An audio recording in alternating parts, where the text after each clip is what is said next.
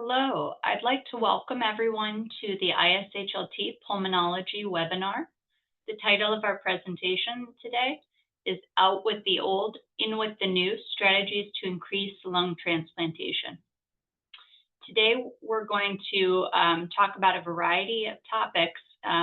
Donor organ shortage and underutilization of donor lungs remain obstacles to achieving a world where every candidate receives a lung transplant. We will have a slight change in the order of presentations today, and we'll start off with a debate of the relative benefits of cold static storage versus ex vivo lung perfusion for increasing donor lung utilization, followed by a discussion of novel modeling strategies to optimize organ allocation, and conclude with a review of the Netherlands experience of switching from an opt-in to an opt-out donation system. We'll reserve 10 minutes at the end of the presentation for a live Q&A with speakers. During this time, you can include questions in the chat and we will read them to our speakers. I'm Carly Lair. I'm a pulmonologist at the Cleveland Clinic, and I'd like to allow my co-moderator to introduce herself. Hi, I'm delighted to be here. I'm Caroline Patterson. I'm a consultant pulmonologist from Papworth in Cambridge. And it's my delight to introduce our first speakers. The pro-con debate, as we just suggested, will start now. And I'm delighted, as I said, to introduce Professor Laurence Coleman, who is a professor of thoracic surgery. He works with thoracic and lung transplantation at university hospitals in Leuven. And he will be discussing 10-degree cold static storage.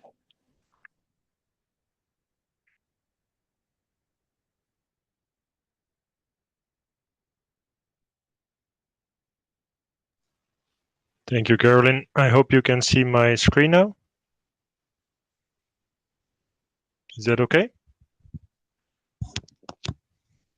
Perfect.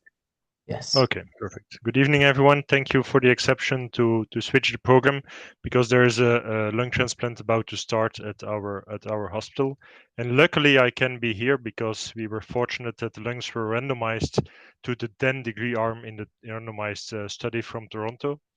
If it would be ICE, I would already be starting the transplant. If it would be EVLP, I would be mounting them on the system and babysitting for the next 4 hours. So I think the debate has been finished by now saying that I'm happy to be here because of the 10 degrees. These are my disclosures in regard to this presentation. But let's take a step back and start with ICE. What is ICE? ICE is unfortunately sometimes with a misconception related in literature, and since ice is said it is 4 degrees, and that's probably due to the physics nature of water, where the maximum density of water is reached at 4 degrees, but actual ice is only formed at 0 degrees. What we know from ice and preservation, that it works pretty well, especially if it comes to food, etc. But in regards to organ preservation, cold ischemia time has been shown to be a risk factor for outcome, and it generally accepted the shorter the better. However, ice is not 4 degrees, it is less than 4 degrees, and that's probably why it's so harmful. 2 years ago in Leuven, we did a prospective study of actually measuring the surface and the core temperature of lungs that were accepted for transplant. And what we observed both in the surface and the core was that the actual preservation temperature of these organs was closer to 1 than to 4 degrees. So I think it's important that we are correct in our in literature when we refer to ice preservation instead of naming a specific temperature. Coming to the lungs in regard to preservation, it is known already for a longer time, quoting Joel Cooper, that the lung is unique. Why is the lung unique in regard or in comparison to other organs? Because of the present oxygen. Thanks to that oxygen, the cellular metabolism can continue in the absence of circulation. And already more than 30 years ago, it was shown in the lab of Cooper that when they looked into the effect of ischemic time and temperature on lung preservation in a simple ex vivo rabbit model with 10 minutes of reperfusion, almost by accident, they found that the 10-degree preservation resulted in an improved PO2 after reperfusion, as well as in a lower pulmonary artery pressure due to less edema in comparison to actual 4 degrees and 15 degrees of preservation. When they took it a step further, and this is a paper from Date, the year after, in a canine model with 3 days of hyperfusion, you could see that there was a significant benefit of having these lungs at 10 degrees instead of 4 degrees represented by the solid line. And you can see that preserved improvement of POA2 as well as pulmonary vascular resistance was stable for the first 3 days after hyperfusion. There's a less well-known paper also around the time from a group in Japan who wanted to know what the actual optimal temperature preservation temperature was. And so what they did was 18 hours of preservation in 52 rabbit lungs, followed by hyperfusion with blood. And what you can see that they found an inflection point around 7 to 8 degrees of preservation with an optimal PO2 and a lower edema than, for example, at 10 degrees or 6 degrees. But this is of course in rabbits. What was also highlighted in that histological result of that paper was that if it's too cold, meaning that there's actual freezing injury, you get an hemorrhage in the lung after hyperfusion due to vascular obstruction. If it's too warm, you probably get a rupture of the alveolo-capillary membrane. So around somewhere between 7 to 8 to 10 degrees is the actual temperature for animal lungs. And then this research was brought to clinics based on this fantastic paper from the Toronto group, in which by Ali and Sipel, which was published in Science Translational Medicine, and they compared pig lungs preserved on ice versus pig lungs preserved on 10 degrees in a cooler, followed by 12 hours of hyperfusion. And the functional parameters of the 10-degree group were better, but they also highlighted in this paper that the cell-free mitochondrial DNA was lower in the 10 degrees, meaning that there was a better mitochondrial integrity. And it was hypothesized that this was due to less freezing injury of the cell and less less oxidative stress leading to cell death. And that's why 10 degrees was better.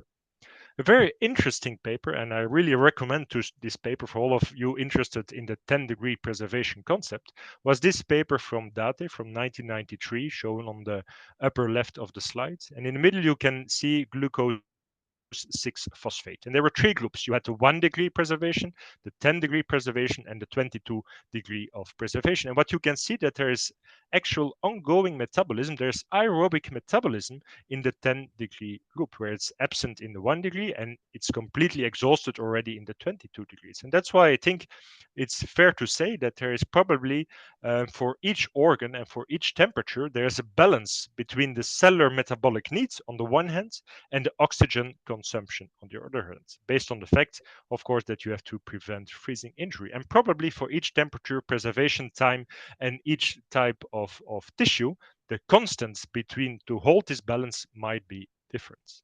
And there are several hypotheses launched why 10-degree preservation is superior.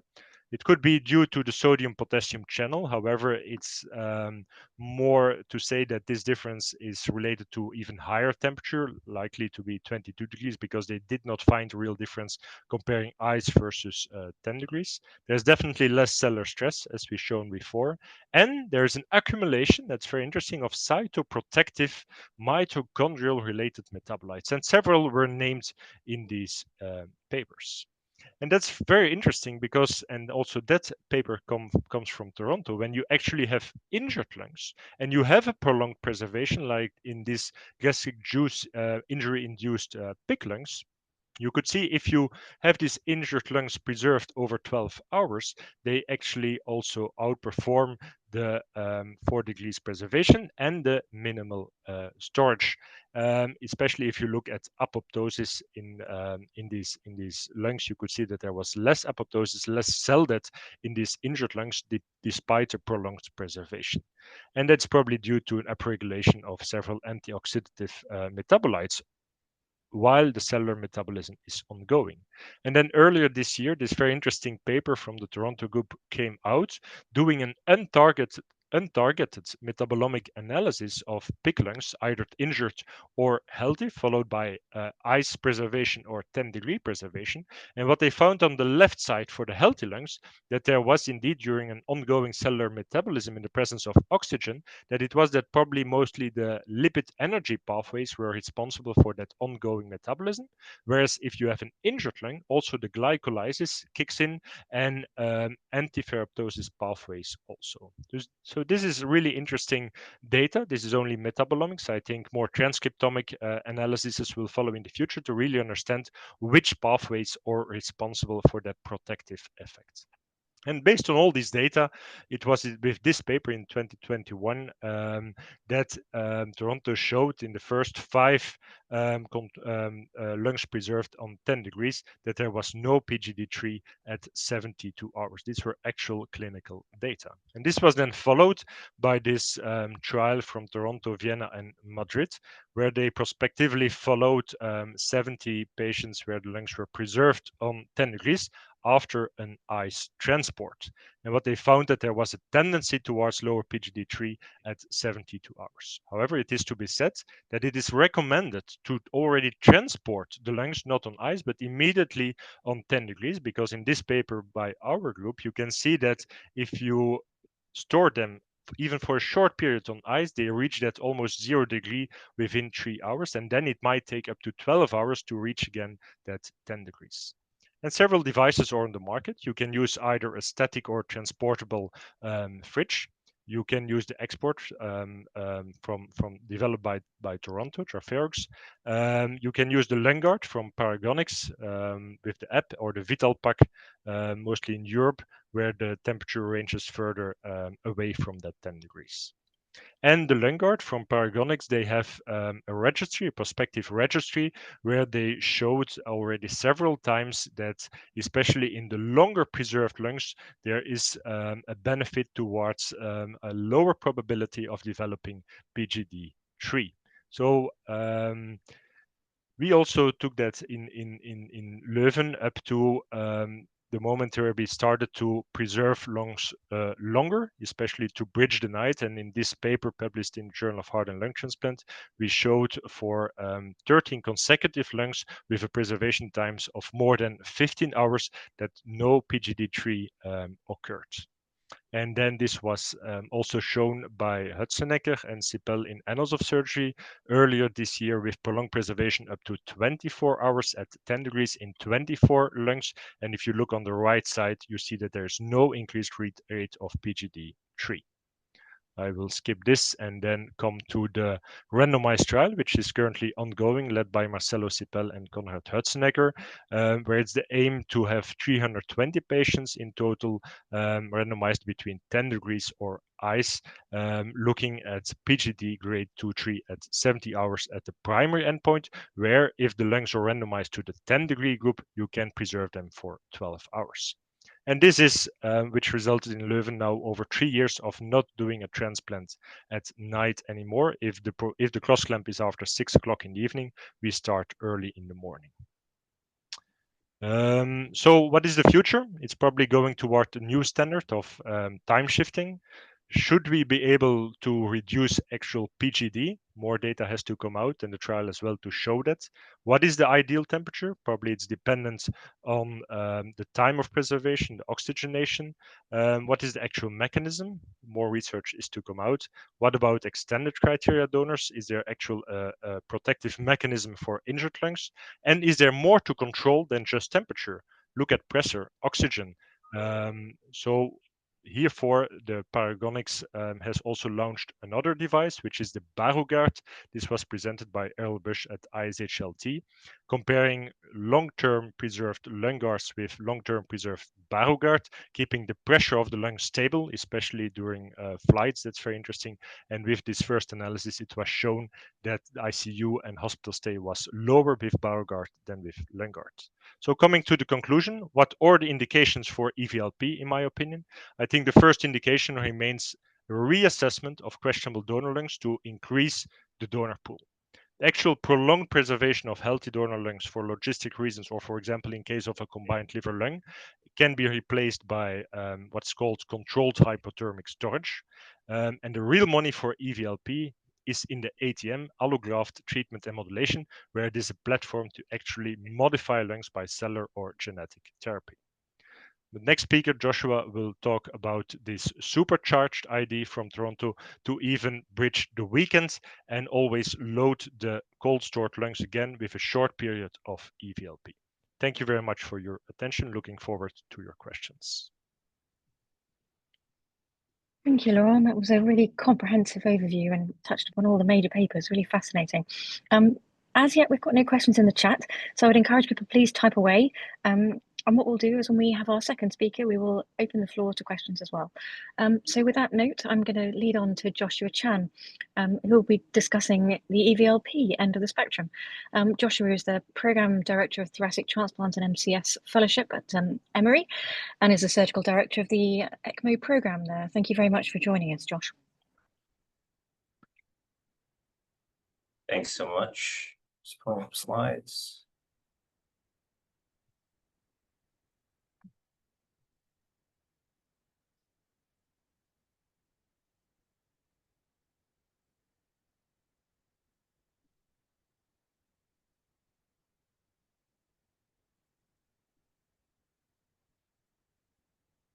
Able to see my screen? Yes. Great. Well, thank you again, Carly and Caroline, for having us here. And as the other speakers have discussed today in depth, today's topic of the webinar is how to address the significant shortage of suitable lung grafts, which has been really a major limiting factor leading to significant mortality on the wait list. And Dr. Kuhlmann's really just done an excellent talk finishing about how 10-degree management of these grafts have really revolutionized the field of lung transplantation. A separate approach, which I hope to convince you today that is just as important as ex vivo lung perfusion, or EVLP, which we have found as a tremendous way to increase transplantable lung grafts. And so this is a strategy where donor lungs are procured and then perfused and ventilated outside the body. And this has been used in both DBD and DCD, as well as for normal and extended criteria donors.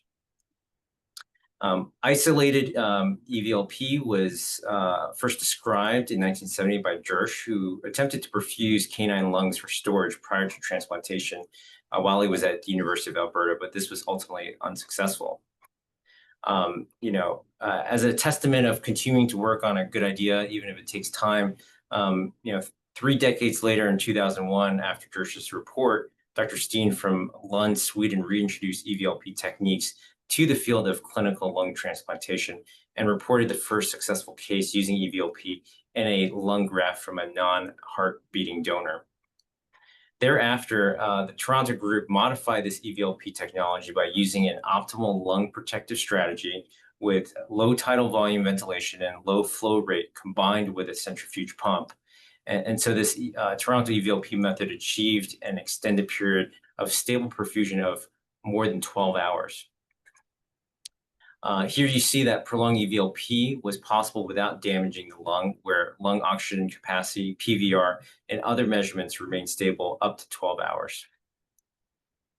This was a seminal article by the Toronto group in the New England Journal of Medicine that demonstrated successful utilization of high-risk extended criteria donor lungs with low to P to F ratios. And they placed these lungs on EVLP for 4 hours and subsequently transplanted them. As you can see in the A panel, oxygenation improved significantly during EVLP. And compared to a cohort who received standard cold storage, patients who received EVLP treated lungs showed similar early outcomes at PGD and 30-day mortality. And much of this work has led to EVLP becoming part of a clinical practice in North America, Europe, and Australia.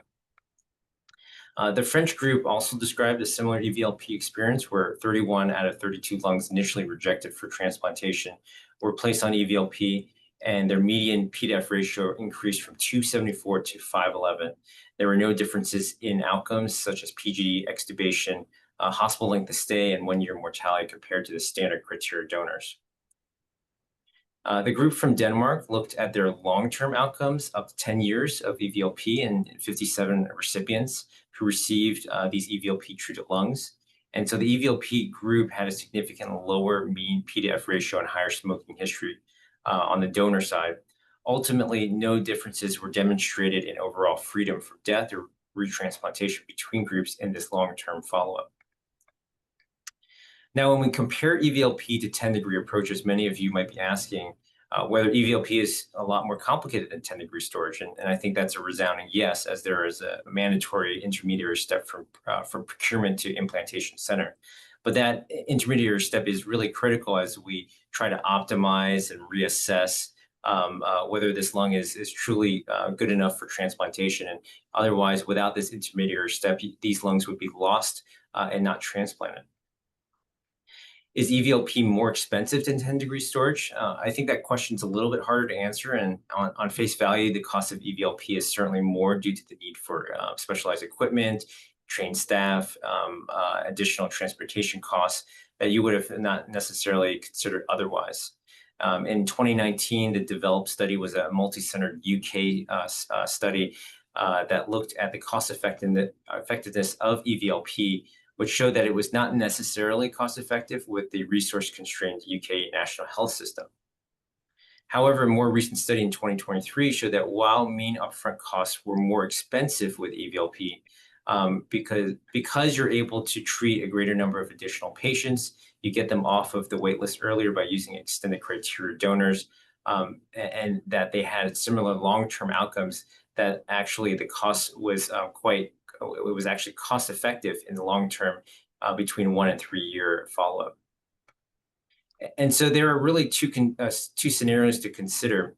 I think if you have a classically perfect donor who's young, healthy, you have normal lab values and imaging data, I think it's really hard to argue against 10 degrees as your primary approach. However, if you have a different donor and a donor that we more commonly see in 2025, where it's an older donor with significant smoking history, a marginal PaO2, the CT scan doesn't look perfect, and there's quite a bit of secretions on the bronchoscopy. I think a combination of all of those variables makes this a marginal candidate, and that's where EVLP really comes into play to help optimize or recondition this marginal graft. This becomes key because only 15 to 25% of available lungs are ultimately utilized for transplantation based on strict traditional criteria of ideal lung grafts. Those are the ones that Dr. Suleiman's mentioned is going to particularly benefit from 10 degrees, where minimizing metabolic activity safely is the goal. But if we want to address the supply-demand imbalance of donor lungs, we do have to consider much more of these extended criteria offers, such as older donors, DCD, those with significant smoking history or low P to F ratios. At that point, the goal really becomes a functional assessment and optimization to tap in that 60 to 80% of marginal donor lung pool. And so there are these situations that EVLP is commonly deployed currently. As we mentioned, donor quality is a big one, where we want to assess suboptimal donors. Likewise, DCD particularly presents unique challenges because of its unpredictability of time from withdrawal of life support to declaration. There may be inability to perform real-time physiologic assessments in situ. And there are situations where the OPO just simply restricts you from performing a CT scan or a bronchoscopy before you accept the DCD. So EVLP allows you to further monitor or recondition those grafts. And at the end of the EVLP run, you can assess using your typical parameters such as gas exchange, compliance, PVR, lung edema to make a reasonably well-informed decision on whether this is a suitable graft for transplantation. From an ischemic time standpoint, allowing a phase of perfusion and ventilation at physiologic temperatures may allow for increased overall total preservation time, as you saw in those prior papers. And that ultimately leads to an improvement in potential logistic issues. As we know, transportation is a complex workflow which involves multiple groups, and this doesn't even take into account potential delays that occur along the way, such as inclement weather. By allowing for increased ischemic time, it gives you a larger margin to optimally coordinate the OR staff, both in the donor and recipient hospital, to allow for more time for patients to come in and to be able to do these cases in the daytime when the entire team is fresh and focused. Notable data from Australia highlights that up to 26% of all declined donor offers were due to logistic issues. Here's the Toronto criteria to consider using EVLP, particularly for donor quality, such as low P to F ratios, suboptimal imaging, poor compliance in the field, or other high-risk features. Once they're placed on EVLP, they are going to be optimized or more fully assessed, and there are markers for adequate lung quality, including having a delta PO2 above 350, having stable or improving PA pressures, airway pressures, compliance, low steam loss. But beyond alveolar recruitment and reducing pulmonary edema, which are central tenets of EVLP today in 2025, EVLP of the future can potentially serve as a platform for additional interventions and therapeutics. For example, EVLP can serve as a platform to apply high-dose antibiotics, antibacterial, antifungal drug treatments on the EVLP rig without causing systemic side effects on the recipient side. The Newcastle group demonstrated high-dose antibiotics for human lungs on EVLP that were initially considered to not be suitable for transplantation. Galasso and colleagues irradiated the perfusate of the EVLP machine with ultraviolet light to reduce hep C viral load. On the pulmonary embolism side, for donor lungs with known PEs, Machuca reported the use of TPA on the EVLP circuit and demonstrated successful lung transplantation after thrombolysis. There are other interventions such as gene therapy that have been reported, in the Toronto group that investigated gene therapy using an adenoviral vector encoding for IL-10 to improve P-to-F ratios and improve PVR. And they found a favorable shift from pro-inflammatory to anti-inflammatory cytokine expression and a recovery of the alveolar blood-brain barrier. Finally, EVLP may allow you to not only keep lungs normothermic, but potentially permit a non-pharmacological repair through the induction of heat shock response. And so here they induce heat shock proteins by increasing the temperature actually to 42 degrees Celsius for 30 minutes on EVLP, and showed a reduction in inflammation, oxidative stress, decreased gene expression and cell death pathways, as well as other ways to just recondition damaged lungs for transplantation. And so for me, ultimately, this is what's so promising and incredible about EVLP, is that its current applications just scratch the surface about what's possible, that this platform opens up the ability to present novel preclinical treatments to improve lung quality, such as current studies looking at use of alpha-1 antitrypsin to reduce ischemic reperfusion injury after lung transplantation. This is not to say that EVLP is better or worse than 10 degrees Celsius, and maybe utilizing both is the best of both worlds. In this pig model, they instituted a cyclical EVLP protocol from 10 degrees Celsius to an EVLP run, and repeated that total 3 times for 3 straight days prior to transplantation. And they showed that both biochemical, physiological parameters all appeared to be very reasonable, and from the histological standpoint, that the lungs were quite well preserved. And this last paper demonstrated the clinical use of both 10 degrees and EVLP. And this was a brain dead donor in the United States that was turned down by multiple centers and then offered to Canada. A separate team procured the organ, for which the Canadian team was not familiar with. The donor had marginal variables. It had significant consolidation in the bilateral lower lobes. The organ was then brought to Canada, placed on EVLP, and they determined that the lower lobes were not salvageable and instead needed to undergo lobectomy. They placed it on 10 degrees Celsius for an additional 11 hours. Because of the lobectomy, and the graft became smaller, and that allowed them enough time to pivot and switch to a different, more appropriately sized recipient. Brought that recipient in and ultimately implanted those lungs, those extended criteria lungs, successfully. And so maybe it's the perfect marriage between EVLP and 10 degrees Celsius, that you're able to assess and optimize the grafts while keeping it metabolically protected as well as possible. And certainly the logistic benefits cannot be understated. It gives you time to optimize OR availability and staff. You'll be able to accept multiple organs at once and allow you to stagger them. It gives recipients ample time to travel in, and even permits switching recipients at the last moment if necessary. And so that's what we've done in our institution for selected cases, is to transport them on a controlled temperature system to EVLP, assess their lungs. If they're accepted, bring them back to a 10-degree storage until we're ready to implant them in the recipient.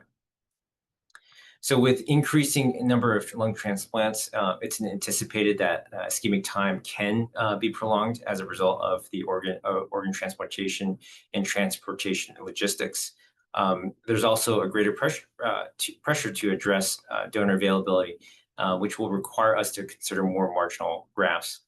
I believe that the data from the 10-degree preservation studies is very exciting, and it's clearly superior to conventional ICE methods in preventing mitochondrial dysfunction and injury.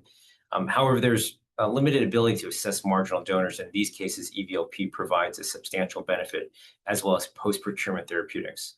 And so ultimately, both technologies, I think, are superior, and in a tailored approach, potentially can be used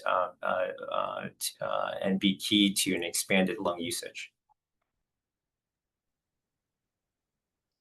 Thank you so much, Dr. Chan, for a great talk. Just in the interest of staying on schedule, we're going to move to our second topic. I have the distinct pleasure to introduce my colleague, Dr. Johnny Rose. He is a physician scientist at Case Western Reserve University in Cleveland, Ohio, and he will be speaking on the topic On the Catwalk, New Models of Organ Allocation. All right, can you hear me okay, Carly? I can. All right, great. Well, thank you, and thanks for inviting me. I'm going to talk a little bit today about the role of computer simulation in optimizing organ allocation, and specifically talk about some of the work that we've been doing in Cleveland.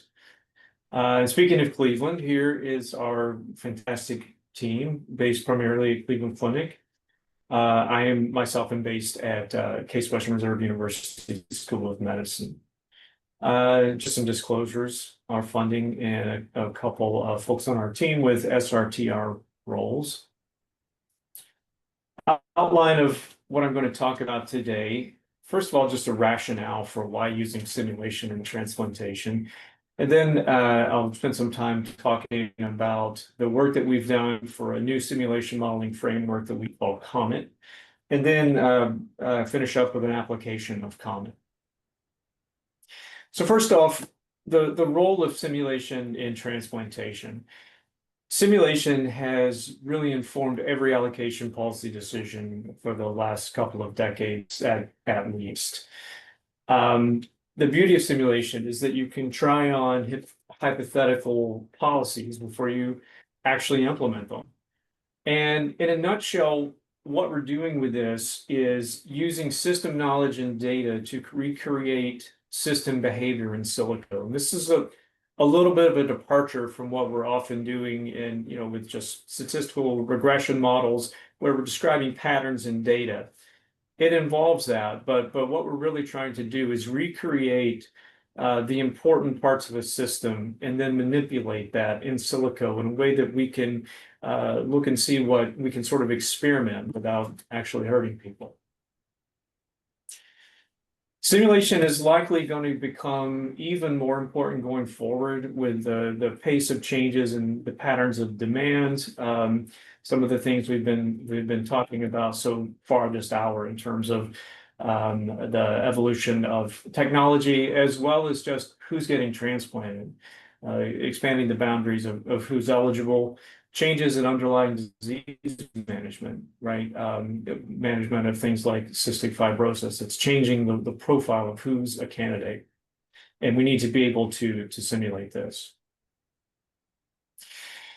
So you're probably familiar at some level with the SAMs, if you're in the US at least, the simulated allocation models. This has really been the current standard for the last 20 plus years for examining proposed allocation policies.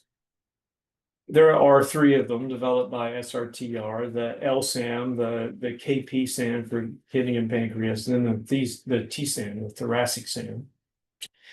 There is an emerging model that's based on the SAMs called OA-SIM.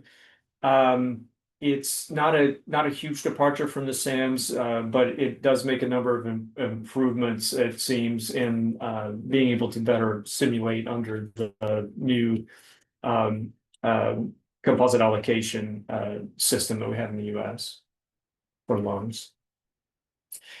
So there are some limitations with the SAM models, and this is really what motivated a lot of the modeling work that I'll tell you about shortly.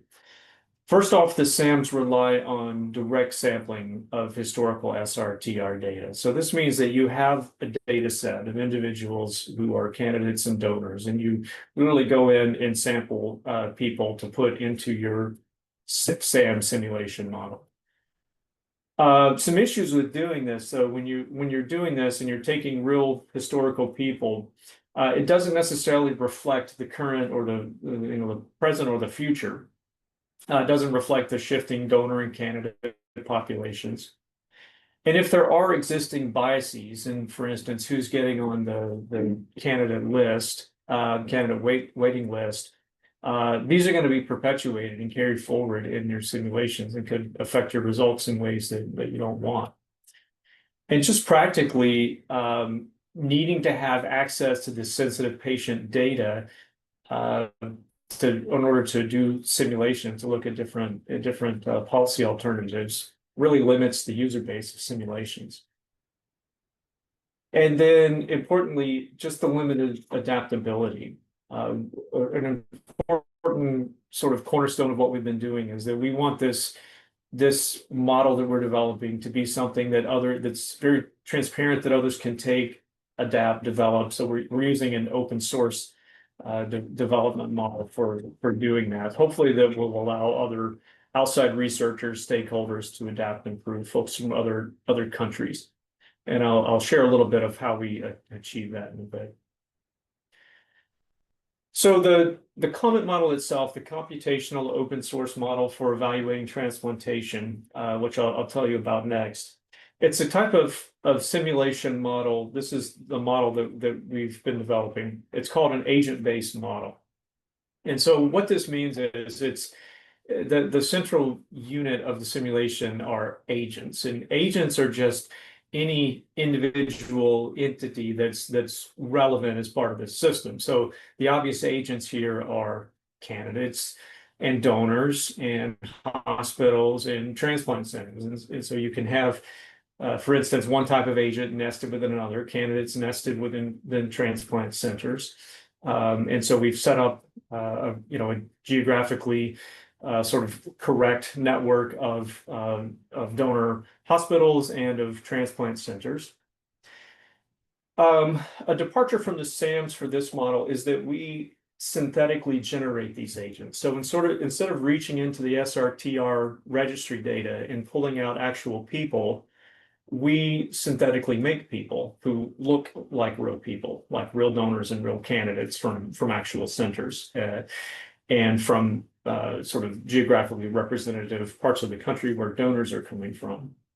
And we do this using sophisticated statistical models that are trained on the SRTR data that model sort of the joint variability of lots of important donor characteristics and candidate characteristics. But the important thing is that this approach allows you to change characteristics of your population in anticipation of the way you think the future is going to look. So for example, if I were to make a change in my assumptions about the proportion of diagnosis groups, how that's going to be, say that I wanted to assume that there were going to be fewer diagnosis group C lung transplant candidates. I can make that change in the population, and it's going to trickle down and make lots of other changes because we've modeled this joint variability in things like the age distribution, the sex distribution, lots of physiologic parameters, so that it's going to look like a realistic population that actually has changed, right? Finally, in the interest of trying to make this thing able to be sort of adapted and worked on by other groups, we've divided the functionality into sort of these separate modules that all link together. And each one of these is available, for download. It's open source, so people can make modifications to one part of the model if they want to look at a particular hypothetical and then use the model. They have standardized inputs and outputs to facilitate that. So there's at each stage of this sort of cascade of the system, there's different functionality that's all linked together. Okay. So we have published a paper last year in JHLT where we described and validated the COMET, the first iteration of COMET, which is COMET Lung. And the validation, I have some summary of some results here. It validated quite well, generally, when we looked at waitlist deaths and compared observed over this testing period to the accumulation of 1,000 different simulations from COMET Lung. In terms of waitlist deaths, it underestimated waitlist deaths just slightly. Transplants, post-transplant deaths, it was fairly accurate. And this just shows the survival curves on the waitlist and post-transplant sides observed versus simulated that we actually hit pretty close. This is another validation that we did where we looked at the transition from LAS to the lung allocation score to the composite allocation score, CAS, in the US that happened in early 2023. And so we predicted, in this case, what would happen to the distribution of lung transplant volume by blood type group. And as you know, this has been quite an issue in the US. And it turns out that COMET did quite a good job of predicting the actual changes in volume by blood type compared to what was actually observed. All right, so an application of COMET Lung, and I'm trying to move along as quickly as possible because I know we're pretty time constrained.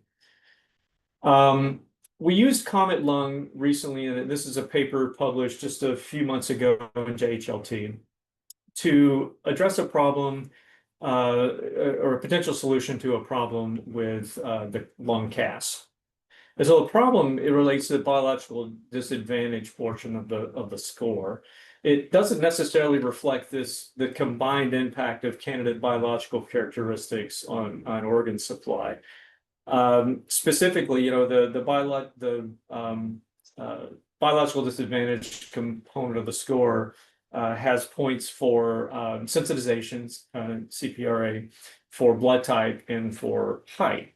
But it doesn't necessarily, in an empirical way, reflect what the impact of all three of those together is on your ability to actually get a lung.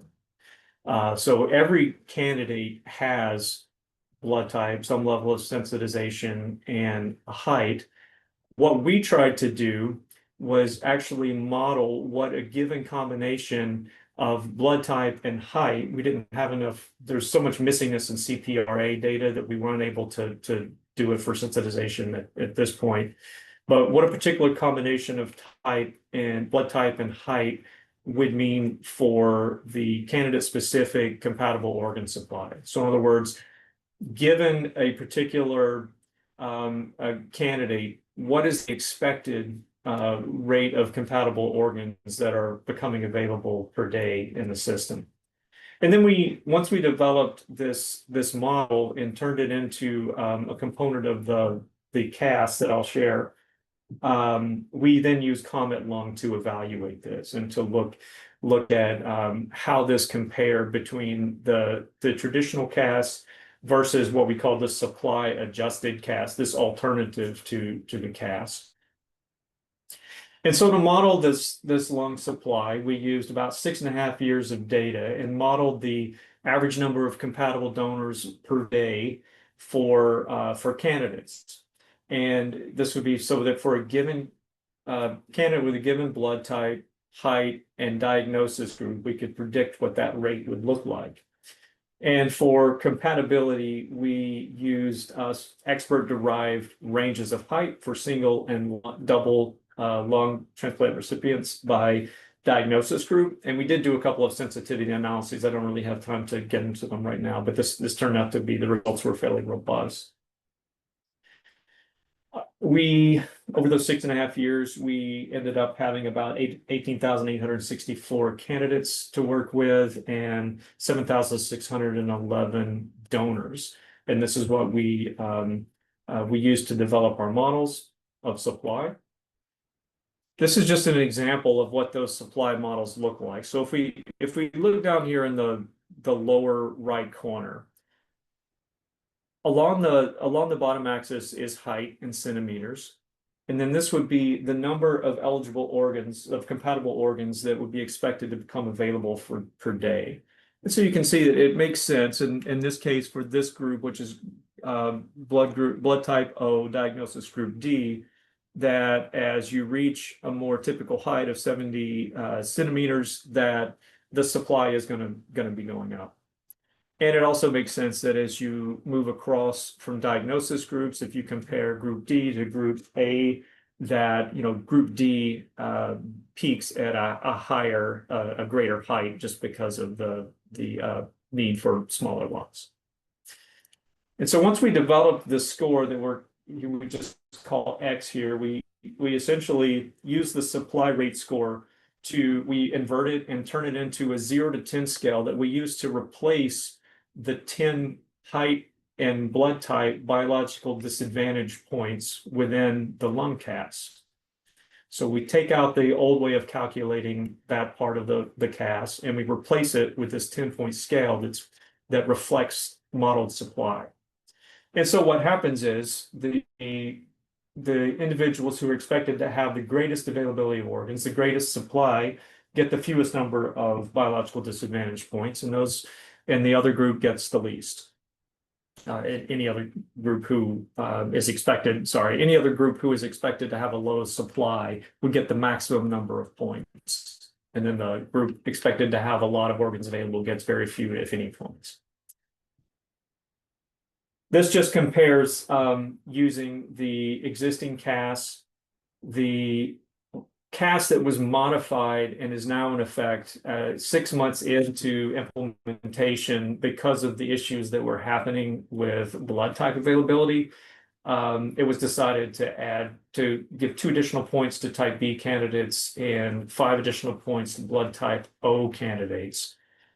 And then this is our proposed method here, and this just shows the variation in points given with a maximum of 10 points. There's a great deal more sort of heterogeneity across here by combinations of blood type and height. We then simulated using Comet Lung and showed that in fact with this supply adjusted CAS, if we replace the biological disadvantage component with this more empirically derived set of 10 points for blood type and height, that in fact you do see improved outcomes in terms of wait lists and deaths and in terms of transplant volume compared to both of the other methods. This just also shows numerically some of the results. I don't really have time to get into results by subgroups, but generally the waitlist deaths and the transplant volume outcomes were significantly improved in the supply adjusting group. And this is, again, we did these experimentations within the Comet simulation. All right, just a summary and insights. Simulation has been and will continue to be a cornerstone of policy development in transplantation. We've talked about a new open source simulation framework we call Comet and sort of its first implementation, Comet Lung, today. And then finally talked about an initial application of Comet Lung, where we assess this proposed modification to the lung CAS to address issues of biological disadvantage. Thank you. Thank you for that. I think there are certainly questions that we'd love to ask you, but I think in the interest of time, we shall move on. And our final speaker I have the honor of introducing is Dr. Erik Verschuren, who is an internist and clinical immunologist and a transplant pulmonologist working at the University Medical Center in Groningen in the Netherlands. Over to you, Erik. Thank you, Caroline. I hope you can see my slides. And I would like to speak about the last opportunity to increase donor number by going from an opt-out system, going to an opt-out system, and maybe that's the future. And this is a picture of Groningen, and you're all welcome. So I have no disclosures. My topics are, first, I would talk about the politics in the Netherlands, because they were instrumental in how the opt-in system was changed to an opt-out system, then describing the opt-out system in the Netherlands, going short into the opt-out system, how it was introduced in England. Erik, could I just interrupt you and say we've lost your slides? I'm so sorry. Okay. We've got a lovely picture of you. See. I'll share again.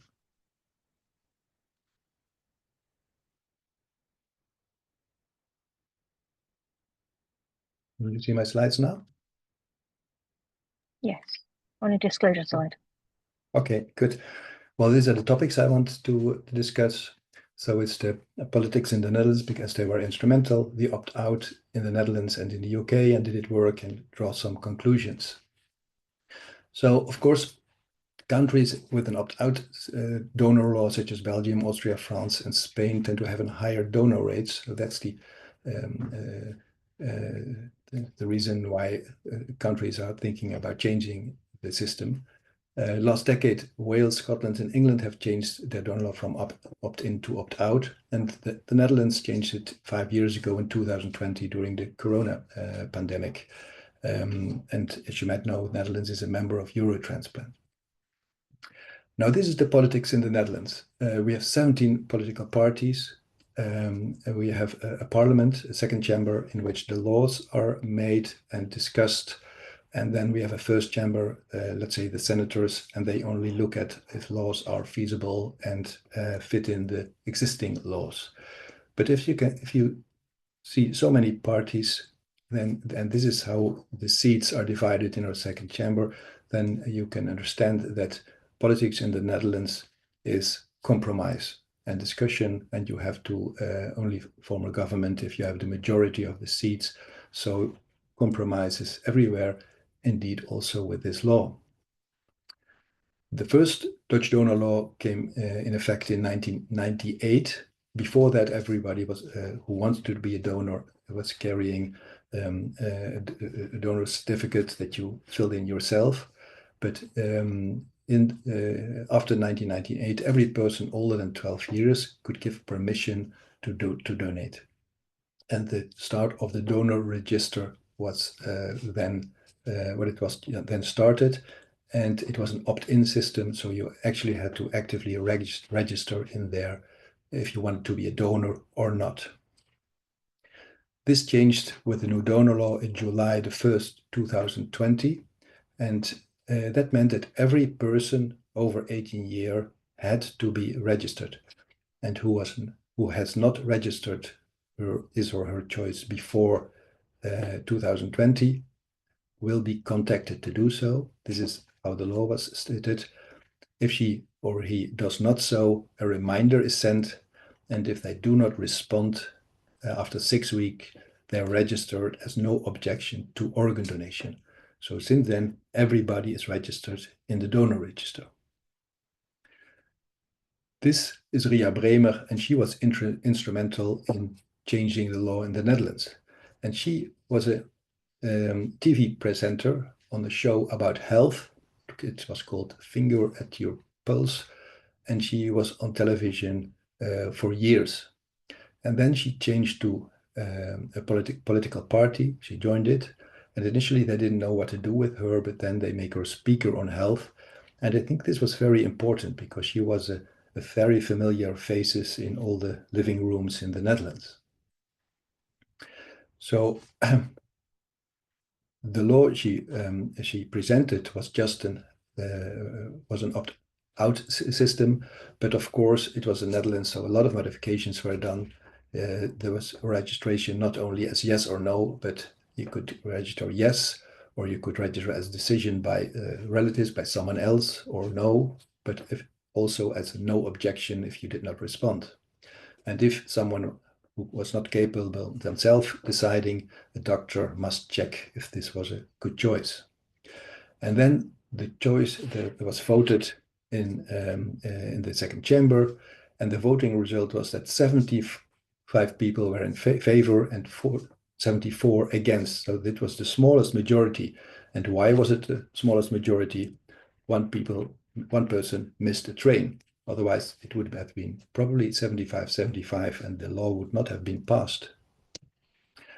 Now, this meant that in January 2020, 49% of the Dutch population had registered. 3 years later, 72% had registered, and the others were registered and it looked like this. So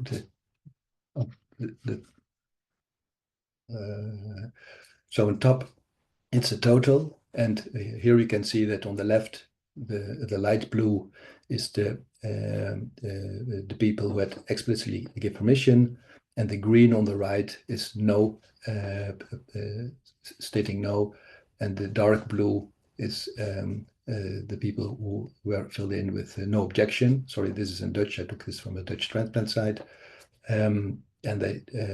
And at 18 years, you get a letter. So that's the reason why at 18 years, between 18 to 25, most of them have not yet registered. How did it work in the UK? In March 2019, the organ donation bill received royal assent, and the opt-out system became effective in May 2020. But there had been hardly any discussion. There was very strong support of the change of the system, and there was not even a vote in Parliament. Correct me if I'm wrong, Caroline. And in England, the numbers of organ transplants remained stable after this. You can see the number of transplants in the fourth line. From 2019 to 2023, there was not a real increase. And that was different in the Netherlands.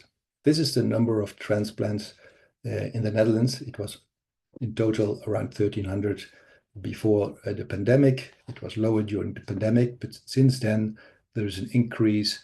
And as you can see now, we are getting above the blue bar, and the light blue bar is the normal variation over the last 10 years. And the same we see in lung transplantation.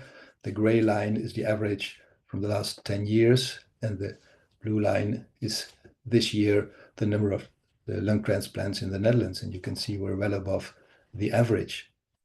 So there is a trend. So why do I think that this worked? This is a paper that was published by Nico and Esther Janssen.